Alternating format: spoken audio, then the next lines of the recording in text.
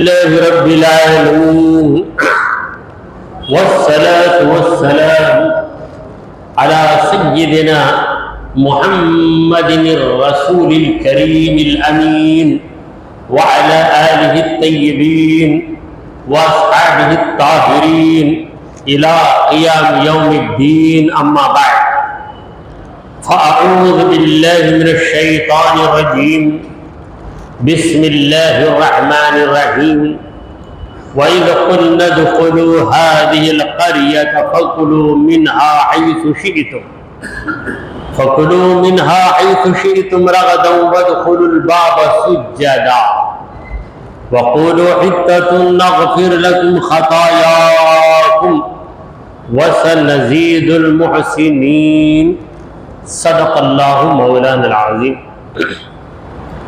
حاضرین محفل، السلام علیکم ورحمۃ اللہ وبرکاتہ.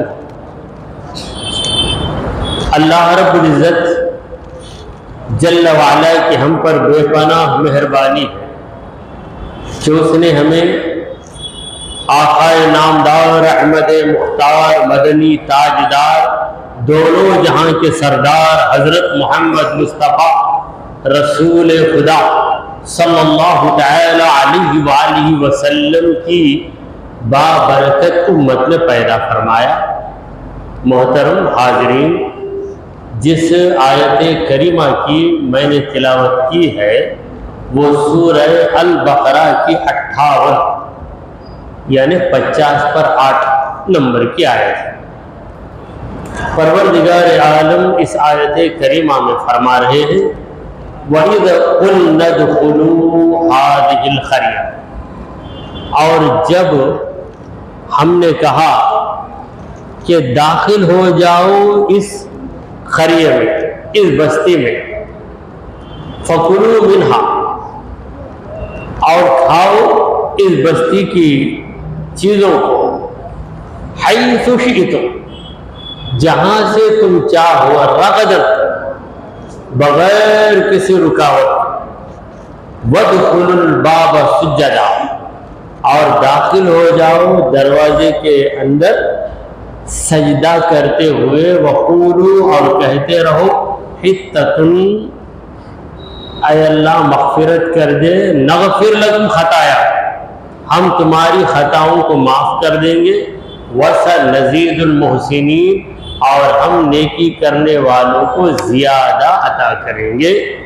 یہ اس آیت کے لفظوں کا ترجمہ رہا. اس آیت میں پروردگار عالم قوم بنی اسرائیل کے ایک واقعے کی طرف اشارہ کر رہا ہے. قوم بنی اسرائیل کا ایک واقعہ بھی ہے، قوم بنی اسرائیل کی ایک شرارت بھی ہے. بنی اسرائیل ایک ایسی قوم گزری ہے جو شرارتوں کے لیے، نافرمانیوں کے لیے، گستاخیوں کے لیے اور دنیا پرستی کے لیے بہت مشہور. یہ یہودی لوگ تھے جو حضرت موسیٰ علیہ السلام کے ساتھ تھے. اللہ تبارک و تعالی نے ان لوگوں کو موسیٰ علیہ السلام کے ذریعے فرعون جیسے ظالم سے چھٹکارا عطا کیا. جب اللہ ایک بندے پر نعمت کر دیتا ہے تو بندے کی ذمہ داری کیا ہے؟ بندے کی ذمہ داری یہ ہے کہ وہ رب کا شکر ادا کرے اور رب کی فرما برداری میں لگ جائے. مگر اس قوم کا رویہ ہی بالکل الگ تھا. بجائے شکر گزاری کرنے کے لوگ ناشکری کرتے تھے اور بجائے فرما برداری کرنے کے لوگ نافرمانی کرتے تھے. جب فرعون سے نجات ملی اور یہ لوگ آ گئے ملک شام، مصر سے نکلے اور اپنے آبائی وطن یعنی جہاں ان کے دادا پردادا سب رہا کرتے تھے، یعقوب علیہ السلام جہاں رہتے تھے اس بستی کو آ گئے. اب آ جانے کے بعد اللہ تبارک و تعالی نے کہا کہ کہ دیکھو اس بستی کے اندر آ جا. یہ خدا کی بہت بڑی نعمت تھی ان پر کہ تم ایک ایسی بستی میں تھے جہاں پر دن رات تم پر ظلم ہو رہا تھا، جہاں تم کو دن رات ستایا جا رہا تھا، تمہارے لڑکوں کو قتل کر دیا جاتا تھا، تمہاری لڑکیوں کو کام کے لیے رکھ لیا جاتا تھا، تمہیں اپنا حق مانگنے کا بالکل اختیار ہی نہیں تھا. تو ایسے ماحول سے تم کو نجات ملی. اب تم دوسری جگہ آئے، اب یہ میری ایک نعمت ہے. وَإِذْ اس کا ترجمہ ہے اور جب، مگر مفسرین کہتے ہیں کہ وہاں پر ایک فعل مقدر ہے. وہ کیا فعل ہے؟ وَاذْكُرْ، یعنی یاد کرو میری اس نعمت. اللہ تبارک و تعالیٰ کو یہ پسند ہے کہ بندہ اللہ کی نعمتوں کو یاد کرتا رہے. اسی لیے قرآن مجید میں پروردگار عالم نے بنی اسرائیل سے کہا کہ یا بنی اسرائیل اذکروا نعمتی، اے بنی اسرائیل میری نعمت کو یاد کرو. خدا کی نعمت کو یاد کرنے کا نتیجہ کیا ہوگا؟ نتیجہ یہ ہوگا کہ ہم شکر کی طرف آگے بڑھیں. نعمت کو یاد کرنا یہ پہلی سیڑھی ہے. جب نعمت کو یاد کریں گے تو دوسری سیڑھی پہ جائیں، خدا کی شکر گزاری کریں. جب شکر کریں گے تو سوچیں گے کہ میرے رب نے کتنا بڑا کرم کیا ہے، میں اس کی نافرمانی کروں، یہ کیسے نمک حرامی ہے. تو آگے بڑھیں گے، اس کے فرما بردار بن جائیں گے. تو یاد کرو اے بنی اسرائیل وہ وقت جب ہم نے تم سے کہا، رب کہہ رہا ہے ہم نے تم سے کہا. کیسے کہا؟ ڈائریکٹ کہا. کیا ڈائریکٹ نہیں، موسیٰ علیہ السلام کے ذریعے کہا. چونکہ اللہ کا کلام موسیٰ علیہ السلام تو سنتے تھے مگر بنی اسرائیل تو نہیں سنتے تھے. ہم نے کہا تم سے کا مطلب موسیٰ علیہ السلام کے ذریعے ہم نے تمہیں حکم دیا کہ داخل ہو جاؤ اس بستی کے اندر. فَكُلُوا مِنْهَا، تو کھاؤ یہاں. یعنی یہاں پر تمہارے لیے کوئی روک نہیں، کوئی تم پر ظلم کرنے والا نہیں ہے، کوئی تم پر حکومت کرنے والا نہیں ہے. تم بالکل آزاد کھاؤ. اس بستی میں جو جو چیز اگتی ہے کھاؤ. حیث شئتم، جہاں سے تم چاہو. یعنی یہاں پر کسی کی حکومت نہیں ہے، کوئی تم پر ٹیکس لگانے والا نہیں ہے، کوئی قیمت لگانے والا نہیں ہے. کھاؤ جیسے چاہو، لیکن یہ کنڈیشن ہے. رغدن کا معنی ہے سیر ہو کر کھاؤ، یعنی کوئی پابندی ہی نہیں ہے، انلمیٹڈ، جتنا بھی چاہو کھاؤ، جہاں سے چاہو کھاؤ. مگر یہ شرط لگائی جاتی ہے، بس یہ حکم تمہیں دیا جا رہا ہے، اس یہ حکم پہ عمل کرو. وہ حکم کیا ہے؟ وَادْخُلُوا الْبَابَ سُجَّدًا. یہ جو بستی ہے، بستی کا جو دروازہ ہے اسے کہتے ہیں صدر دروازہ، انٹرنس گیٹ. یہ جو صدر دروازے سے تم گھسیں گے، دیکھیے ہر بستی کے اندر ایک دروازہ لگا ہوتا ہے. آج بھی یہ رواج، آپ چلے جائیے کانچی پورم ویلکمس یو، وہاں پہ ایک دروازہ لگا رہے ہیں. تو یہ عادت پہلے ہی سے چلے آ رہی ہے. تو جو بستی آباد رہتی ہے اس بستی کے لوگ اپنی بستی کی حد بتانے کے لیے، لمیٹیشن بتانے کے لیے وہاں پر ایک دیوار چڑھا دیتے اور وہاں پر داخل ہونے کے لیے کچھ اسپیس رکھتے، کچھ جگہ رکھتے. تو اس کو کہتے ہیں صدر دروازہ. تو جب تم دروازے سے داخل ہو، بستی کے اندر جانا ہے تو دروازے کے ذریعے جانا ہے. جب دروازے کے ذریعے جاؤ تو اندر گھستے وقت تمہاری حالت کیا ہونی چاہیے؟ سجدن، سجدہ کرتے ہوئے جاؤ. کس کو سجدہ کرتے ہوئے جاؤ؟ رب کو سجدہ کرتے ہوئے جاؤ، کیونکہ رب نے تم پہ کرم کیا. اور سجدہ عبادت کو ظاہر کرنے کا ایک بہترین طریقہ ہم اللہ کی عبادت کرتے ہیں، اس کے لیے قیام بھی ہے، رکوع بھی ہے، سجدہ بھی ہے۔ جب نماز میں کھڑے ہوتے تو ہم پہلے کیا کرتے؟ قیام، پھر کیا کرتے؟ رکوع، پھر اس کے بعد کرتے سجدہ۔ رب کو سجدہ اتنا پسند ہے کہ قیام ایک بار رکھا، رکوع ایک بار رکھا، سجدہ 2 بار رکھ دیا۔ ہر رکعت میں 2 سجدے، 2 سجدے، رکوع 1، سجدے 2۔ اور اسی طرح نماز میں کچھ خلل آ گیا تو اس خلل کو دور کرنے کے لیے کیا کرنا ہے؟ سجدہ سہو کرنا، سجدہ سہو، وہاں بھی سجدہ۔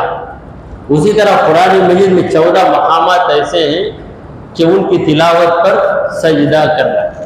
آپ قرآن میں کئی جگہ رکوع بھی دیکھیں گے، سجدہ بھی دیکھیں گے، مگر رکوع دیکھیں گے تو وہاں رکوع نہیں کریں گے۔ کیا رکوع لکھ کر ہے نا؟ رکوع کرنا کیا؟ عین جو لکھ کر ہے وہ رکوع ہے۔ اس سورے کے اندر اتنے رکوع ہیں مگر ایک رکوع بھی آپ نہیں کریں، مگر جہاں سجدہ لکھ کر ہے وہاں سجدہ ضرور کریں۔ تو سجدہ یہ رب کی بڑی پسندیدہ عبادت ہے، عبادت کا طریقہ ہے۔ اصل عبادت کا تعلق دل سے ہے۔ آپ 24 گھنٹے عبادت میں ہیں، اس کا مطلب کیا کوئی 24 گھنٹے عبادت میں رہ سکتا ہے؟ میں عرض کروں گا کہ ہر مومن 24 گھنٹہ عبادت ہی میں رہتا ہے، کیونکہ عبادت عقیدے کا نام ہے۔ تو نے رب کو معبود مان لیا تو اس کی عبادت میں لگ گیا، بھلے تو کسی بھی کام میں رہے۔ کسے معبود مان رہا ہے؟ اللہ کو مان رہا ہے یا غیر اللہ کو مان رہا ہے؟ جب اللہ کو معبود مان رہا ہے تو عبادت کس کی کر رہا ہے؟ یہ جو ہے ادا ایک ایکشن، نماز عبادت کی ایک ادا ہے، روزہ عبادت کی ایک ادا ہے، طواف عبادت کی ایک ادا ہے۔ اصل عبادت دل کا اعتقاد۔ اگر دل میں عقیدہ نہیں ہے، رب کو معبود نہیں مانتا، سجدہ کرتا، عبادت میں ہے کیا ہو؟ نہیں۔ رب کو، اللہ کو معبود نہیں مان رہا، طواف کر رہا۔ مشرکین مکہ طواف کرتے تھے۔ سرکار دو عالم صلی اللہ علیہ وسلم کی بعثت سے پہلے کیا حج نہیں ہوتا تھا؟ ہوتا تھا حج۔ مشرکین کعبے کا طواف کرتے تھے مگر خدا کو ایک نہیں مانتے تھے، کئی خداؤں کے قائل تھے، کئی خداؤں کے قائل تھے، لہذا عبادت کی ادا تو انہیں نصیب ہو گئی مگر اصل عبادت نہیں۔ اصل اگر نہیں ہے، جان اگر نہیں ہے تو جسم سے کیا فائدہ؟ اگر کسی کے اندر جان نہیں ہے، جسم ہے، تو لوگ اسے زندہ کہیں گے، مردہ کہیں گے؟ مردہ ہی کہیں گے۔ ہر چیز ہے، 2 ہاتھ ہیں، ہر ہاتھ میں 5 انگلیاں ہیں، ناک بھی ہے، آنکھیں بھی ہے، ہونٹ بھی ہے، سب کچھ ہے مگر جان نہیں ہے، لہذا مردہ ہو گیا۔ نماز پڑھ رہا ہے، کسے خدا مانتا؟ اللہ کو خدا مانتا، اللہ کے سوا ایک دوسرے کو بھی چھوٹا خدا مانتا ہوں بڑا، تو کیا اس کی نماز عبادت ہے؟ ہرگز عبادت نہیں ہے۔ تو یہاں پر رب نے کہا کہ تم لوگ سجدہ کرتے ہوئے جاؤ، تو انہیں کیا کرنا چاہیے؟ اگر کوئی ایسا کرم کر دے آپ کو، ایک ظالم بادشاہ تھا جو آپ کو سکون کا سانس لینے نہیں دیتا، وقت پر کھانے کا موقع نہیں دیتا، بھوکا مارتا تھا اور ظالم دن رات کام لیتا تھا۔ اچانک اللہ تعالیٰ نے اس ظالم بادشاہ کو مارا، عذاب اتارا، مر گیا۔ اس کے بعد اللہ کہا، اے بندے تیرے لیے ہر چیز ہے، تو فراخی سے کھا، کوئی بس اتنا کا 2 رکعت نماز پڑھا، وہ نہیں پڑھوں گا، میں بولے کیا 2 رکعت نماز پڑھ لے با، دوسرا کچھ بھی نہیں، اب وہ نہیں کروں گا۔ تو ایسے یہ ظالم، اللہ نے کہا کہ کچھ بھی نہیں، بستی میں جانا ہے، تم کو سکون سے رہنا ہے، مزے کے ساتھ رہنا ہے، آزادی کے ساتھ رہنا ہے، مگر اتنا کرنا ہے کہ سجدہ کرتے ہوئے جانا۔ مگر یہ ظالم کیسے گئے؟ سجدہ نہیں کرتے، بیٹھ گئے، سرین پر بیٹھ گئے، بیٹھ کر گھسیٹتے ہوئے جیسے کوئی چل نہیں سکتا، بیٹھ گیا تو کیسے جائے گا؟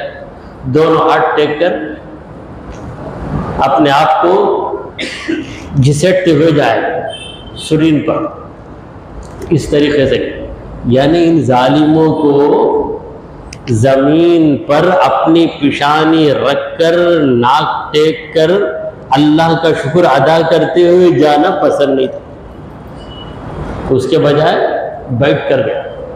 تب اللہ تبارک و تعالی ان سے کس قدر ناراض ہو، اللہ کے پیغمبر موسیٰ علیہ السلام کس قدر ناراض ہو۔ اللہ نے کہا فَادْخُلُوا الْبَابَ سُجَّدًا، سجدہ کرتے ہوئے اندر آؤ، وَقُولُوا حِطَّةٌ، اور جب اندر گھسنے لگو تو کہو حِطَّا حِطَّا حِطَّا۔ حِطَّا کا معنی کیا؟ گناہوں کو جھڑا دے، گناہوں کو جھڑا دے۔ حَتَّى يَحُطُّ کا معنی جھڑا دینا۔ یہ کیا جھڑا دینا؟ گناہوں کو جھڑا دینا، یعنی اے مولا ہمارے گناہوں کو مٹا، ہمارے گناہوں کو مٹا، یعنی استغفار کرتے ہوئے جاؤ، مغفرت کی دعا مانگتے ہوئے جاؤ۔ دو شرط، کنڈیشن نمبر 1 سجدہ کرتے ہوئے جانا، کنڈیشن نمبر 2 مغفرت کی دعا مانگتے ہوئے جانا۔ اس میں کیا دقت ہے؟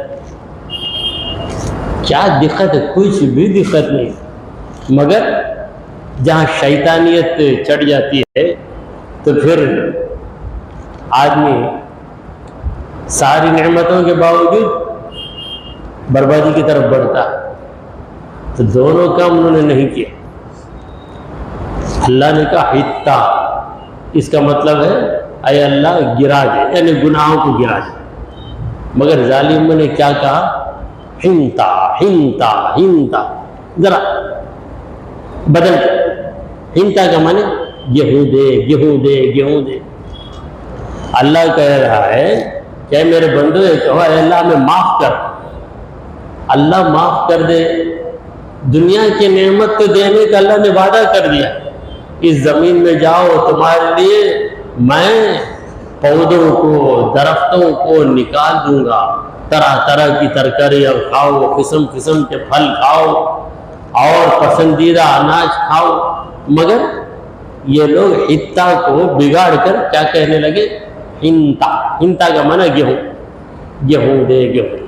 تو دو غلطیاں انہوں نے، اور دو غلطیاں بھی بڑی سنگین غلطی۔ سنگین غلطی کا معنی سیویئر کرائم، سیویئر مسٹیک، بہت زبردست۔ یہ تو سجدے کے بجائے بیٹھ کر گئے، اور دوسرا مغفرت طلب کرنے کے بجائے گیہوں۔ کیا مطلب اس کا؟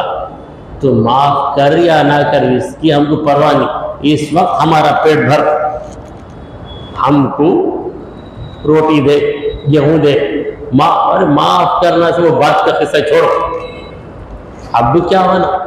بات تو بھائی حلال حرام دیکھ لو، بھائی وہ حلال حرام سے وہ قیامت میں ہوگا، وہ سوچتے اگر ہے تو آگے بڑھنے ہوگا نہیں ہمیں، کیسا بھی کمائے تو جب بڑے آدمی بنیں گے، دنیا والے بولتے ہیں نا کما لے تو بڑے آدمی بنے گے، وہ حلال کیا حرام کیا دیکھ لے بولے تو ہوتا کیا؟ تو ایسی بدعقیدگی تھی ان کے اندر۔ اللہ نے کہا وَقُولُوا حِطَّا، دیکھو اے میرے بندو، اے بنی اسرائیل، تم حِطَّا کہتے ہوئے سجدہ کرتے ہوئے جاؤ، نغفر لکم خطایاکم، ہم وعدہ کرتے ہیں کہ تمہاری خطاؤں کو ہم معاف کر دیں گے، ہم معاف کر دیں گے تمہاری خطاؤں کو، لکم تمہارے لیے۔ اللہ ہماری غلطیوں کو معاف کرتا ہے تو اس میں ہمارا فائدہ یا رب کا فائدہ؟ ہمارا ہی فائدہ ہے۔ اس دنیا میں دیکھیے ایک اونر ہے کروڑ پتی، اس کا نوکر غلطی کر دیا، اب نوکر کو معاف کر کے دوبارہ کام پہ رکھ لیا، تو اس میں اونر کا فائدہ یا نوکر کا فائدہ؟ اونر کا فائدہ، نوکر کا فائدہ۔ اسی طرح ایک بچہ بہت بڑی غلطی کر دیا اسکول میں، ہیڈ ماسٹر اسے معاف کر دیا، تو ہیڈ ماسٹر کا فائدہ، بچے کا فائدہ، بچے کا فائدہ۔ یہ معمولی مثال ہے، کوئی ہیڈ ماسٹر خدا کے برابر نہیں ہوتا، اور کوئی اونر خدا کے، کبھی اونر نوکر کو رکھتا تو اس کا فائدہ رکھتا، ٹیلنٹ والا نوکر نکل گیا تو اس کا بزنس ڈاؤن ہو جاتا، اس لیے معاف کر کے رکھ لے گا۔ کئی ہیڈ ماسٹر بھی اتنا اچھا بچہ چلے گا تو ایسا ٹیلنٹڈ اسٹوڈنٹ مجھے نہیں مل سکتا، اس لیے رکھ سکتا، مگر رب کے لیے مجبوری نہیں، رب کے لیے مجبوری نہیں ہے۔ تو اسی لیے رب کہتا ہے نغفر لکم، یعنی تمہارے فائدے کے لیے میں تمہاری خطاؤں کو معاف کرتا ہوں۔ بس اتنا ہی نہیں، وَسَنَزِيدُ الْمُحْسِنِينَ، جو تم میں اچھے کام کریں گے، محسن کا معنی ہے نیکی کرنے والا، جو نیکی کرے گا، گناہ کو معاف کر دیا گیا، اس کے بعد جو نیک کام تم کرو گے ان نیکیوں پر ہم تمہیں اور عطا کریں، تمہارے درجات کو بلند کر دیں گے، تمہارا ثواب زیادہ کر دیں گے، یہ اللہ نے کہا۔ اب ان ظالموں نے کیا کیا، آگے کیا آیت میں اللہ بتا رہا ہے، ایک طرف رب کا کرم، دوسری طرف ہیں یہ بے شرم۔ ایک طرف اللہ کا کرم اور اس طرف ہے یہ بے شرم، وہاں پر ہوتی ہے اس کی خطا، وہاں سے ہوتی ہے اس کی عطا، مگر یہ لوگ کرتے ہیں خطا پہ خطا۔ وہ نواز رہا ہے مگر یہ نافرمانی کرتے۔ پروردگار نے کہا فَبَدَّلَ الَّذِينَ ظَلَمُوا، بدل ڈالا، چینج کر دیا، الذین ظلموا، ظالموں نے، جو لوگ ظالم تھے، جنہوں نے ظلم کیا، یعنی بنی اسرائیل کے لوگ مجرم، انہوں نے بدل دیا قولا، بات کو۔ اللہ نے ان کو ایک بات سکھائی، کیا بات سکھائی اللہ نے؟ ہنتا، یہ یہودی سرکار دو عالم صلی اللہ علیہ وسلم کے دور میں بھی ایسا ہی کرتے تھے۔ صحابہ بڑے ادب و احترام سے عرض کرتے، یا رسول اللہ راعنا، یا رسول اللہ راعنا، اے اللہ کے رسول ہمارا خیال کیجئے، ہمارا خیال کیجئے۔ تو یہ ظالم راعنا میں یہ کو بڑھا کر راعینا، راعی اس کا مطلب اے ہمارے بکریاں چرانے والے، ہمارے بکریاں چرانے والے، اس طرح نبی کریم صلی اللہ علیہ وسلم کا مذاق کرتے۔ اللہ تعالیٰ نے جڑ سے کاٹ دیا۔ اللہ نے کہا یا ایھا الذین آمنوا لا تقولوا راعنا، اے مومنو راعنا بولنا ہی بند کرو۔ راعنا اس لفظ کا معنی جو بھی ہوا کرے، مگر جب رسول اللہ صلی اللہ علیہ وسلم سے خطاب کرو تو راعنا کہنا تمہارے لیے ناجائز اور حرام۔ وقولوا انظرنا، اور کہو اے نبی ہم پر نظر کیجئے، نظر کیجئے، ہم کو دیکھ لیجئے۔ تو گستاخی اور بے ادبی کرنے کا راستہ ہی بند ہو۔ اب یہ جو مکاری کرتے تھے راعنا کو بدل نہیں ہو، اب انظرنا کو بدل نہیں سکتے، کیسا بدلے گے؟ تو انظرنا کو بدلے گے تو کیا کریں گے؟ انصرنا بولیں گے، مطلب ہماری مدد کیجئے ہو جائے گا۔ اور بھی بدل کر دال سے بولے تو انظرنا، انذرنا، ہمیں ڈرائیے ہو جائے گا۔ کیسا بدلے گے تو کچھ بھی ہو نہیں سکتا۔ ایسا لفظ اللہ نے ان کو سکھا دیا مسلمانوں کو کہ منافق اسے کتنا بھی بدلیں گے تو اچھا معنی ہی نکلے گا، غلط معنی نکل ہی نہیں سکتے۔ یہ رب کی حکمت ہے، یہ رب کی حکمت ہے۔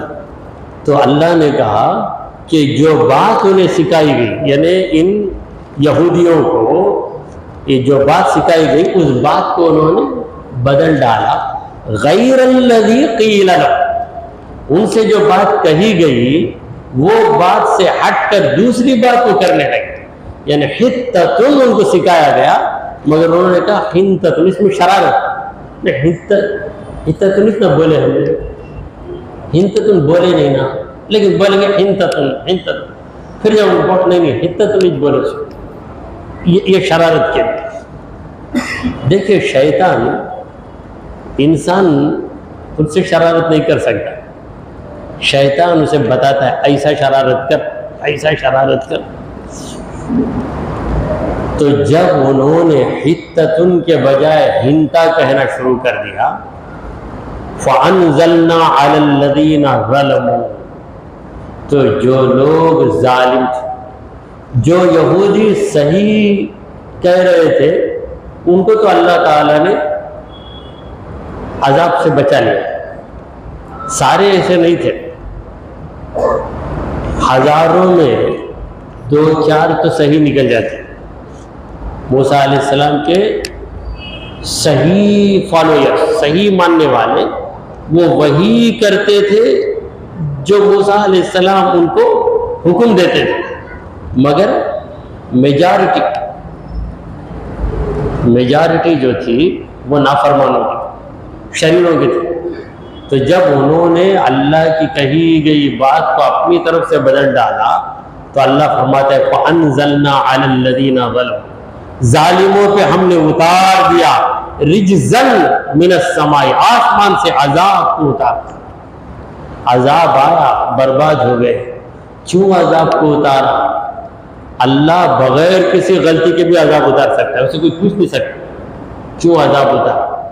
قادر مطلق ہے، خالق ہے، فعال لما یرید، جو چاہے گا کرے گا، مگر وہ بغیر وجہ کے عذاب کو نہیں اتارتا۔ اسی لیے فرمایا بما کانوا یفسقون، وہ لوگ جو نافرمانی کر رہے تھے اس نافرمانی کی وجہ سے ہم نے ان پہ عذاب کو اتار دیا۔ عذاب اترا، تباہ و برباد ہو گئے۔ عذاب اترنے کے بعد اگر معافی مانگیں گے تو فائدہ نہیں۔ عذاب اتر جانے کے بعد کیا فائدہ؟ اللہ کے عذاب کو دیکھ کر کوئی ایمان لایا تو اللہ تعالیٰ اس کا ایمان قبول نہیں کرتا۔ فرعون بھی ایمان لایا، دل سے لایا یا نہیں لایا یہ ہم نہیں جانتے، مگر زبان سے تو کہہ دیا کہ آمنتو، میں ایمان لایا، آمنت بما آمنت بھی بنو اسرائیل، بنو اسرائیل جس رب پر ایمان لے آئے میں بھی اس پر ایمان لایا۔ کب ڈوب رہا، سمندر میں ڈوب رہا ہے، اب اسے معلوم ہو گیا اب میں بچنے والا نہیں، آخری وقت۔ تو اللہ تعالیٰ نے کہا الآن وقد عصیت من قبل، اب کیا ایمان لاتا ہے میرے عذاب کو دیکھ لینے کے بعد؟ حالانکہ اس سے پہلے تو نافرمان تھا۔ وما ایمان شخص حال بأس بمقبول لفقد الامتثال، قصیدہ بدالعمالی کی شعر، قصیدہ بدالعمالی ایک کتاب ہے، ایک قصیدہ جس میں اہل سنت والجماعت کی عقائد بیان کیے گئے۔ کوئی شخص خدا کے عذاب کو دیکھ کر ایمان لائے گا تو اس کا ایمان مقبول نہیں ہے۔ کیوں مقبول نہیں ہے؟ لفقد الامتثال، اللہ کا حکم ہے کہ بغیر دیکھے ایمان لاؤ۔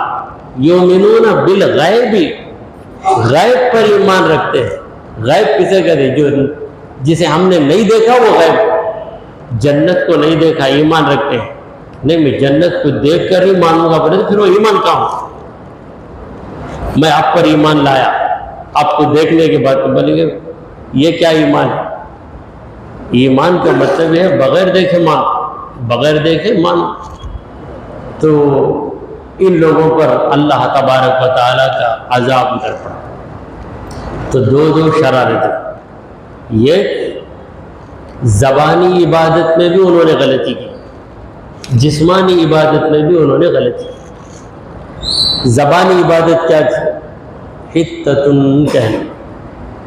آج بہت سے نادان ہیں جو دل سے تو غلطی نہیں کرتے مگر زبان سے غلطی ہو جاتی۔ اللہم اغفر لی، غین بولنے نہیں آتا، اللہم اغفر لی بولتے۔ اس کا مطلب کیا ہے؟ اللہم اغفر لی، اے اللہ مجھے کافر بنا، مجھے کافر بنا، نہیں مانتا غین کی آواز۔ لیکن اللہ تعالیٰ جانتا ہے یہ بندہ دل میں وہ ارادہ نہیں رکھا ہے، اللہ جانتا ہے، مگر ہماری ذمہ داری ہے کہ ہم کیا کریں؟ صحیح تلفظ سیکھیں۔ دنیا کی ذمہ داریوں کو نبھانے کے لیے ہم صحیح تلفظ سیکھتے ہیں۔ پاسپورٹ کسی کو بولنے نہیں آتا، فاسٹ فوڈ بولا، جا کے کسی جگہ فاسٹ فوڈ کہے گا تو اسے کیا بولے گا؟ نہیں مجھے آتا نہیں بولنے، اس واسطے فاسٹ فوڈ بولا. فاسٹ فوڈ میں تو ناشتہ کر جا کے کہیں بولے برابر پاسپورٹ کیا بولنا. ذرا بولو دیکھیں گے تمہیں، ذرا بولو دیکھیں گے. تو دنیا کے معاملے میں ہم سیکھنے کی کوشش کریں، دین کے معاملے میں اتنا پڑھ لیتا تھا بہت نہیں معلوم کیا، تمل میں قرآن پڑھ لیتا نا وہ بہت، عربی میں سیکھنا بہت ضروری نہیں ملے. یعنی تحریر تمل میں رہتے، بعض آوازیں عربی کی ایسی ہیں جو دوسری زبانوں میں نہیں، دوسری زبانوں میں نہیں، اس لیے انڈیکیشن دیتے ہیں، وہ انڈیکیشن جا کے اور بدل جاتا. جیسے سے ہے، سے کی آواز ثمرتن ہے، اس کا انڈیکیشن کیا دیتے ہیں، کہیں سے بھی آ جائے ٹی ایچ دے دیتے، ٹی ایچ. تو ثمرتن کی جگہ ہے وہ ٹی ایچ رکھ کے تمرتن پڑھ رہا. ثمرتن کا معنی ہے پھل، تمرتن کا معنی ہے کھجور. تو بہرحال ان لوگوں نے دو جرم کیے. پہلا جرم زبانی عبادت میں حتتن کے بجائے ہنتتن کا، یعنی ان کو آخرت کی فکر نہیں، صرف دنیا کی فکر ہے. کیا دنیا کی فکر؟ گیہوں ملنا، دال ملنا، سبزی ملنا ہے. اللہ مجھے معاف کر دے، اللہ تعالیٰ جہنم سے مجھے بچا لے، اللہ تعالیٰ مجھے جنتی بنا دے، وہ خیال ہی. جبکہ مومنوں کی پہچان یہ ہے کہ وبالآخرۃ ہم یوقنون، آخرت پر وہ یقین رکھتے اور آخرت کی تیاری میں کوشاں رہتے ہیں، یعنی کوشش کرتے ہیں آخرت کی. اور دوسری چیز اللہ تبارک و تعالی مغفرت کر دے ہماری، یہ طلب یہ چاہت بھی ان کے دل میں نہیں. اگر رہتی تو یہ ہنتتن نہیں بولتے، ہنتتن نہیں بولتے. جہاں تک استغفار کا معاملہ ہے، استغفار اس کا مطلب کیا ہے؟ مغفرت طلب کرنا. اب جن کو عربی زبان نہیں معلوم وہ بیچارے استغفار اردو میں پڑھ لیتے. اردو میں زیر زبر کا الگ، زیر لگانا لگائے بغیر لکھ دیتے تو کیا کریں، استغفار پڑھ لیتے. بہرحال یہ محفل تفسیر قرآن کی محفل، اس کے اندر علم آتا ہے تو یہ علم بھی آ جائے. اب تک ہم استغفار کہتے تو چھوڑ کے استغفار کہتے. استغفار کا معنی کیا ہے؟ مغفرت طلب کرنا. ہمارے نبی کریم صلی اللہ علیہ وسلم حضور سے بڑھ کر، حضور سے بہتر کیا کوئی انسان آج تک پیدا ہوا؟ ہرگز پیدا نہیں ہوا اور پیدا ہوگا بھی نہیں. تیرا مثل ہوا ہے نہ ہوگا کہیں، تیرا مثل ہوا ہے نہ ہوگا کبھی، تیرے خالق حسن ادا کی قسم.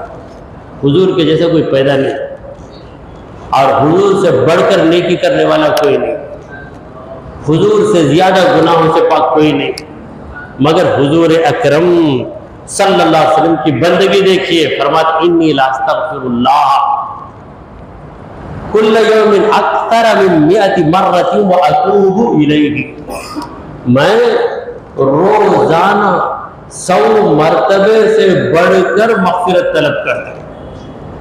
واتوب الیہ، اللہ کی بارگاہ میں توبہ کرتا ہوں. یا رسول اللہ آپ کیوں توبہ کرتے ہیں؟ آپ نے تو کوئی گناہ نہیں کیا. گناہ نہ کرنا چھوڑو، وہ تمہارا ڈپارٹمنٹ ہے. بندگی کا حق مجھ سے ادا نہیں ہو سکتا، یہ میری کتنی بڑی کوتاہی ہے، اس کوتاہی کے لیے تو مجھے معافی مانگنا ہے. بندہ اللہ کی کتنی بھی عبادت کرے، کیا عبادت کا حق ہو سکتا ہے؟ نہیں ہو سکتا. یہ عاجزی ایک بندے کے اندر ہونی چاہیے. عاجزی کا نمونہ قائم کر دیا ہمارے نبی کریم صلی اللہ علیہ وسلم. اللہ کو عاجزی بہت پسند ہے. اذکار انبیاء و اولیاء، عاجزی کرنا یہ نبیوں اور ولیوں کا کام ہے، معمولی لوگ نہیں کر سکتے. معمولی لوگ جو ہے کاغذ کے ٹکڑوں کی طرح، ذرا ہوا آتی اڑ جائے. بڑے بڑے لوگ جو ہیں کاغذ کے ٹکڑوں کی طرح نہیں، وہ بہت بھاری بھرکم پہاڑوں کی طرح، کتنی بھی ان کی تعریف کی جائے اڑیں گے نہیں، ادھر ہی چلے. تو حضور سرکار دو عالم صلی اللہ علیہ وسلم نے عاجزی اور بندگی کا نمونہ قائم کیا، مگر ان ظالموں نے کیا کیا؟ حتتن کے بجائے ہنتا، اللہ کی مغفرت کی یعنی پرواہ ہی نہیں ہے، آخرت کی پرواہ ہی نہیں ہے۔ اور جسمانی عبادت اللہ نے کہا کہ سجدہ کرتے ہوئے جاؤ تو بیٹھ کر گئے، جیسے ہمارے نبی کریم صلی اللہ علیہ وسلم نے ہم کو حکم دیا کہ نماز پڑھو تو اس طرح ہاتھ اٹھاؤ، اس طرح ہاتھ اٹھانے کے بجائے اس طرح کر کے کھڑے ہو گئے۔ شرارت نہیں تو کیا ہے؟ ہاتھ باندھو بولے تو پیچھے ہاتھ باندھ کر کھڑ گئے، کیا ہماری مرضی؟ حضور نے جیسا بتایا وہ نہیں کر کے اپنی مرضی کریں گے تو کتنی بڑی غلطی ہوگی۔ تو موسیٰ علیہ السلام کہہ رہے ہیں کہ سجدہ کرتے ہوئے جاؤ، یہ بولے سجدہ نہیں، بیٹھ کر ہی جائیں۔ تو ایسے لوگوں پر خدا کا عذاب نہ اترے تو کیا اترے؟ تو دعا کیجیے کہ پروردگارا ہم نے جو کچھ کہا اور سنا اسے قبول فرما دے۔ اے اللہ ہمارے گناہوں کو معاف فرما دے، ہماری خطاؤں کو درگزر کر دے۔ اے رب العالمین ہم پر تیری رحمت نازل فرما۔ اے اللہ ہمیں سیدھے راستے پر چلا، تیرے انبیاء تیرے اولیاء کے راستے پر چلا۔ اے رب ذوالجلال ہماری تمام پریشانیوں کو دور فرما، ہمارے دلوں میں تیری عبادت کا شوق ڈال، ہمارا خاتمہ ایمان کی حالت میں فرما۔ وصلی اللہ تعالی علی خیر خلقہ سیدنا وحبیبنا ومولانا محمد وعلی آلہ واصحابہ اجمعین۔